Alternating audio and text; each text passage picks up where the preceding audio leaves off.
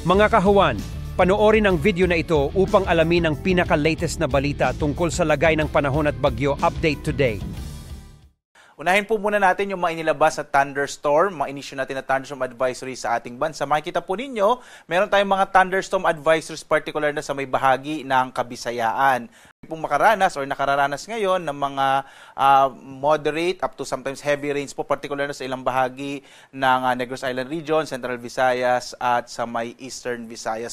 At sa ating latest satellite images naman, makikita natin ang patuloy na pag-iral ng easterlies. Ito yung hangin nagbumula sa karagatang Pasipiko na siyang magdadala ng maulap na kalangitan, na may mga pag-ulan lalong-lalo na sa may bahagi ng Southern Luzon, yung Bicol Region, kasama ilang bahagi ng Mimaropa at Quezon Province, at maging din dito sa may area po ng Panay Island at sa may area ng Eastern and Northern Samar. Ang nilalabing bahagi ng ating bansa, makikita nyo halos wala masyadong kaulapan sa may area ng Mindanao at gayon dito sa Luzon, kaya asahan natin generally fair weather ang mararanasan sa araw na ito na may mga isolated rain showers and thunderstorms sa hapon hanggang sa gabi.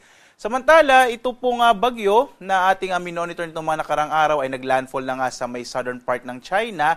Ito yung ating bagyong Lani na may international name na Tapa. So inaasahan po natin within the day, posibleng malusaw na ito or maging isang low pressure area na lamang. Sa ngayon nga, sa loob at sa labas ng Philippine Area of Responsibility, wala na tayong minomonitor na low pressure area na maaring maging bagyo. So posible po hanggang sa weekend, medyo maliit na yung chance na magkaroon tayo ng bagyo sa loob ng Philippine Area of Responsibility base sa pinakauling datos natin ngayon.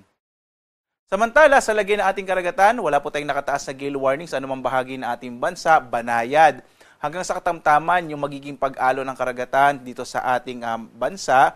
Samantala, mag-ingat pa rin po kapag may mga thunderstorms, kung minsan nagpapalakas ito ng alon ng karagatan at magiging delikado, lalong-lalo na sa mga maliliit na mga sasakyang pandagat.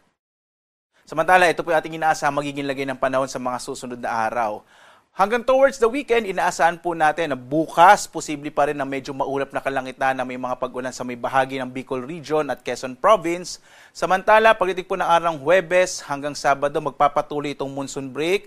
Ang pag-iral pa rin ng easterlies ay magdadala ng generally fair weather sa malaking bahagi ng ating bansa, pero posible pa rin yung mga afternoon or evening rain showers and thunderstorms. So mainam, magdala pa rin po tayo ng mga pananggalang sa ulan.